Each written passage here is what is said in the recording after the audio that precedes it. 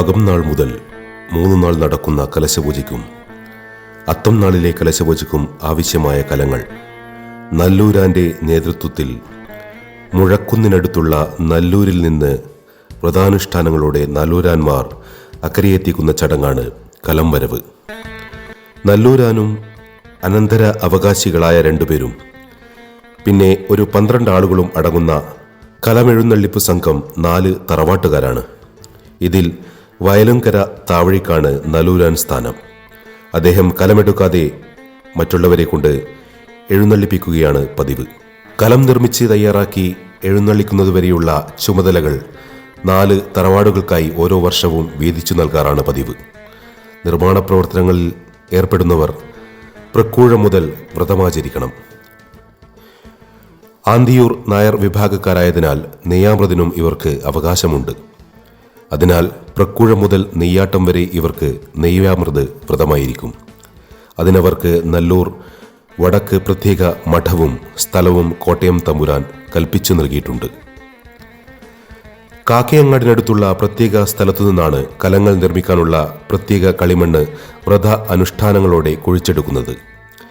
നെയ്യാട്ട് ശേഷം കുഴിച്ചെടുക്കുന്ന മണ്ണ് പാകപ്പെടുത്തി അഷ്ടമി ആരാധന കഴിയുന്നതോടെ കലനിർമ്മാണം തുടങ്ങും. നിർമ്മിക്കുന്ന കലങ്ങൾ രോഹിണി ആരാധന കഴിയുന്നതോടെ അവിടത്തെ ചൂട്ടാലിയിൽ വെക്കുന്നു. പിന്നീട് കലങ്ങൾ കാക്കയങ്ങാട്ടുനിന്ന് നല്ലൂർ കലമെഴുന്നള്ളത്ത് മഠത്തിനടുത്തുള്ള ചൂട്ടാലിയിൽ എത്തിക്കും. 4 താവഴിക്കാർ വർഷാവർഷം ഈ ഉത്തരവാദിത്വങ്ങൾ മാറി മാറി ചെയ്യുന്നു. ആയില്യം നാൾ നല്ലൂർ ഗ്രാമത്തിലെ എല്ലാ കുലാല സമുദായക്കാരുടെയും വീടുകളിൽ പോയി നല്ലൂരാൻ സ്ഥാനികൻ കലമെഴുന്നള്ളിക്കാൻ കുടുംബക്കാരെ ക്ഷണിക്കും.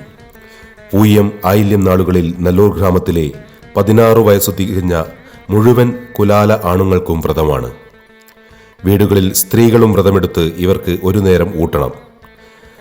മകന്നാളിൽ കാലത്ത് മുഴുവൻ സമുദായാംഗങ്ങളും കലമെഴുന്നള്ളിക്കാൻ തയ്യാറായി മഠത്തിലെത്തുന്നു. എല്ലാവരും എത്തിച്ചേർന്നാൽ നല്ലൂരാൻ സ്ഥാനികൻ വെറ്റിലക്കെട്ടും പിടിച്ച് പെരുമാളിയും ഗുരുകാരണവരെയും പ്രാർത്ഥിച്ച് പെരുമാൾ തോന്നിക്കുന്ന സമുദായ അംഗങ്ങളുടെ പേര് വിളിച്ച് അവർക്ക് വെറ്റില നൽകുന്നു. വെറ്റില സ്വീകരിക്കുന്നതോടെ ഇവർ അക്കൊല്ലത്തെ കലക്കാരാവുന്നു. ഇവർ മുങ്ങിക്കുളിച്ചെത്തുമ്പോഴേക്കും ക്ഷൗരം ചെയ്യിക്കാൻ നാസ്യനും അവിടെയെത്തും. ക്ഷൗരം കഴിയുന്ന മുറക്ക് ഓരോരുത്തരും വീണ്ടും കുളിച്ച് ഭക്ഷണമുണ്ടാക്കാൻ തുടങ്ങും. തേങ്ങാപ്പാലും ശർക്കരയും ചേർത്തുണ്ടാക്കുന്ന പാനകവും ചോറും ഒരു കറിയും നേന്ത്രക്കായ മെഴുക്ക് പുരട്ടിയതുമാണ് ഊണിനുള്ള വിഭവങ്ങൾ. ഭക്ഷണം തയ്യാറാക്കുന്നതോടൊപ്പം തന്നെ എഴുന്നള്ളിക്കേണ്ട കലവും കവൂൾ നാരുപയോഗിച്ച് അടുക്കി കെട്ടിവെക്കുന്നു. പാനിക്കെട്ടിൽ 18 കലങ്ങളും മറ്റു കെട്ടുകളിൽ 10 കലങ്ങൾ വീതവുമാണ് ഉണ്ടാവുക. ഇതിന് എഴുന്നള്ളിപ്പുകാർ തന്നെ വേണമെന്നില്ല. അന്ന് മഠത്തിൽ എത്തിച്ചിരുന്ന കുലാല സമുദായത്തിലെ ആണുങ്ങളെല്ലാം വ്രതത്തിൽ ആയതിനാൽ എഴുന്നള്ളിപ്പുകാരല്ലാത്ത കെട്ടിവെക്കാനറിയുന്നവർ ഈ ജോലി സ്വയം ഏറ്റെടുത്ത് ചെയ്യുന്നു. ഭക്ഷണവും കലക്കെട്ടുകളും തയ്യാറാവുമ്പോഴേക്കും തൃക്കൈക്കുട സ്ഥാനികൻ 2 കുടകൾ നല്ലൂർ മഠത്തിലെത്തിക്കും. അവർക്ക് താമ്പൂലവും 2 കലങ്ങളും നൽകി നല്ലൂരാൻ കുടകൾ സ്വീകരിക്കുന്നു. നല്ലൂരേക്കുള്ള ഈ കുടകൾ കൂടി എത്തിക്കുന്നതോടെ തൃക്കൈക്കുട സ്ഥാനികന്റെ ഈ ആണ്ടത്തെ കൊട്ടിയൂരുത്സവവുമായി ബന്ധപ്പെട്ട ഉത്തരവാദിത്വം പൂർണ്ണമായി. അപ്പോഴേക്കും വെളുത്തേടൻ കലക്കാർക്കുള്ള മാറ്റും എത്തിക്കും. മാറ്റുകാരനും നാസ്യനും ചൂട്ടാലിയുടെ അളവ് ശരിയാക്കി കൊടുക്കുന്ന ആശാരിക്കും നല്ലൂരാൻ സ്ഥാനികൻ ഈ 2 കലങ്ങൾ വീതം നൽകുന്നു. കലക്കെട്ട് പൂർത്തിയാക്കുന്നതോടൊപ്പം കലം പൊതിഞ്ഞുകെട്ടേണ്ട ഞെട്ടിപ്പനിയോലകളും വാട്ടിയൊരുക്കുന്നു. ഇവിടെ ഇത്രയും ആകുമ്പോഴേക്കും അങ്ങ് കൊട്ടിയൂർ അക്കരെ ഉഷശീവേലി കഴിയാറാകും. ഒരുക്കങ്ങൾ പൂർത്തിയായാൽ നല്ലൂരാനും അനന്തിരവരും കലക്കാരനും കുളിച്ചെഴുന്നേറ്റ് മാറ്റുധരിച്ച് ഭസ്മം തൊട്ട് ഒരുങ്ങുന്നു. കുളിച്ച് പ്രാർത്ഥന കഴിഞ്ഞ് കലക്കാർ അവർക്കുള്ള ഭക്ഷണം വിളങ്ങുന്നു. ഇവരുടെ ഭക്ഷണം വിളമ്പലിനും പ്രത്യേകതയുണ്ട്. സ്ഥാനികർക്കും കലക്കാർക്കുമുള്ള ഭക്ഷണം ഓരോ കലങ്ങളിൽ വിളമ്പി വയ്ക്കുന്നു. തുടർന്ന് വലിയ നാക്കില വെച്ച് ഇവർ ഭക്ഷണം കഴിക്കാനിരിക്കുന്നു. കലങ്ങളിൽ ഒരുക്കിവെച്ച ഭക്ഷണവും കറികളും മുഴുവനും ഓരോ ഇലയിലും വിളമ്പുന്നു. വലിയ കലത്തിൽ പാനകവും നിറച്ച് ഓരോ ചിരട്ടകളിൽ ഇവർക്ക് ഒഴിച്ചു വയ്ക്കുന്നു. വിളമ്പിക്കഴിഞ്ഞ കലങ്ങളിൽ വീണ്ടും ഭക്ഷണം നിറച്ച് എല്ലാവരും ഭക്ഷണം കഴിക്കാനായി ഇരിക്കുന്നു. എല്ലാവരും ഭക്ഷണം കഴിക്കാനിരുന്ന് ഇത്തിരി നേരം കഴിയുമ്പോൾ 1-2 പേർ എഴുന്നേറ്റ് എല്ലാവർക്കും വീണ്ടും കലങ്ങളിൽ നിറച്ചുവെച്ച ഭക്ഷണം വിളമ്പുന്നു. വിളമ്പിക്കഴിഞ്ഞ കലങ്ങൾ മുഴുവൻ മഠത്തിന് പിന്നിൽ എറിഞ്ഞുടക്കുന്നു. പാചകത്തിന് ഉപയോഗിച്ച കലങ്ങൾ മുഴുവൻ എറിഞ്ഞുടച്ച ശേഷം അവരും ഭക്ഷണം കഴിക്കാനിരിക്കും. ഉണ്ണുന്നതിനിടയിൽ ഉൾവിളിയുണ്ടാകുന്ന കലക്കാർ ഊൺ മതിയാക്കി കുളത്തിൽ പോയി മുങ്ങിക്കുളിച്ച് തങ്ങൾക്ക് കരുതിയ മാറ്റുമുടുത്ത് ചൂട്ടാലയിൽ പോയി കലക്കെട്ടുമെടുത്ത് മഠത്തിന്റെ മുറ്റത്ത് വരുന്നു. അവിടെ വെച്ച് കലക്കെട്ടുകളിൽ ഞെട്ടിപ്പനയോലയും വട്ടപ്പെരിയില കൊണ്ടുണ്ടാക്കിയ തെരികയും വെച്ച് കെട്ടുന്നു. കലങ്ങൾ ഇങ്ങനെ കെട്ടിയൊരുക്കിയാൽ മൂത്ത പാനിക്കാരൻ ചെറിയ മൺതാലത്തിൽ ധൂമക്കോപ്പ് കത്തിച്ച് ഓരോ കലക്കെട്ടും പൂജിക്കുന്നു. കലക്കാർ കഴിച്ച ബാക്കി ഭക്ഷണം ഓരോ വീട്ടുകാരും തങ്ങൾക്ക് അവകാശപ്പെട്ട കലങ്ങളിൽ നിറച്ച് അവിടെ അടിച്ചു വൃത്തിയാക്കും. ചൂട്ടാലയിൽ മിച്ചം വരുന്ന കലങ്ങളും കലം കെട്ടി ഒരുക്കുന്നവർ ഉടച്ചു കളയുന്നു. പെരുമാളിന്റെ ആവശ്യത്തിനുണ്ടാക്കിയവ മറ്റൊന്നിനും ഉപയോഗിക്കാൻ പാടില്ല എന്ന വിശ്വാസമാണ് കലങ്ങൾ ഉടക്കുന്നതിന് പിന്നിലുള്ളത്. ഓരോ കലക്കെട്ടും പൂജിച്ച മൂത്ത പാനിക്കെട്ടുകാരൻ ധൂമപ്പാനിയും ഉടച്ചുകളഞ്ഞ് പ്രത്യേക രീതിയിൽ ചിനക്കുന്നു. മറ്റു കലക്കാർ അതേറ്റ് ചിനച്ച് കലങ്ങൾ തലയിൽ എഴുന്നള്ളിച്ച് കൊട്ടിയൂർ നോക്കി ഓടിമറിയുന്നു.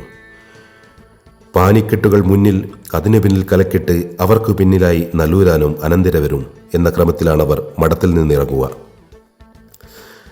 നല്ലൂരിൽ നിന്ന് പുറപ്പെടുന്ന ഇവർ വഴിമധ്യേ കൊക്കക്കാവ്, കാഞ്ഞിരപ്പുഴ, മണത്തണച്ചപ്പാരം എന്നിവിടങ്ങളിലെ സ്ഥാനങ്ങളിൽ കലങ്ങൾ താഴെ വെച്ച് ചിനക്കണം.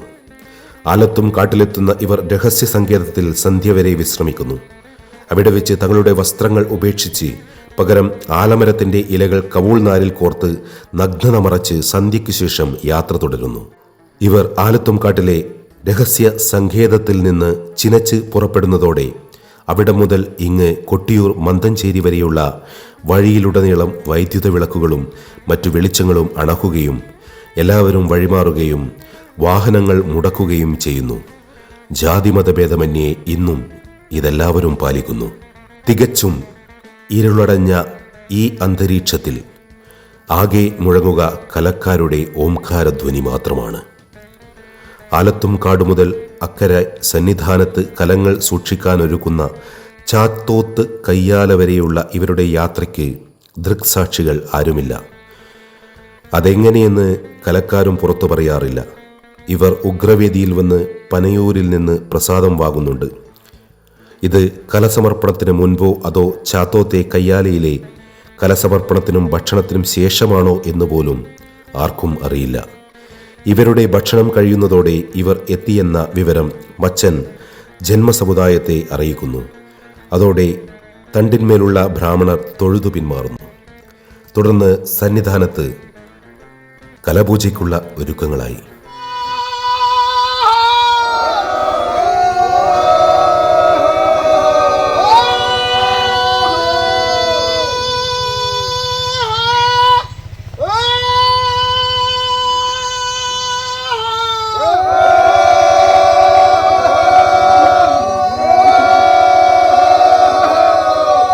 ഓരോ ദിവസത്തെയും കലപൂജയ്ക്കുള്ള കലങ്ങൾ നല്ലൂരാനാണ് എടുത്തു കൊടുക്കേണ്ടത്. അതിനാൽ കലം സമർപ്പിച്ച് മടങ്ങുന്ന കലക്കാർക്കൊപ്പം നല്ലൂരാന് സങ്കേതം വിടാൻ ആവില്ല. അദ്ദേഹത്തിന് തൃക്കലശാട്ട് കഴിഞ്ഞേ മടങ്ങാൻ കഴിയൂ. കലപൂജ ഗൂഢകർമ്മമായതിനാൽ വിവരിക്കാൻ സാധ്യമല്ല. പൂരം, ഉത്രം നാളുകളിലും 1000 കുടം കഴിഞ്ഞ് കലപൂജ പൂർത്തിയാക്കിയേ തിരുവത്താഴ് പൂജയും ശീവേലിയും ശ്രീഭൂതബലിയും നടക്കൂ.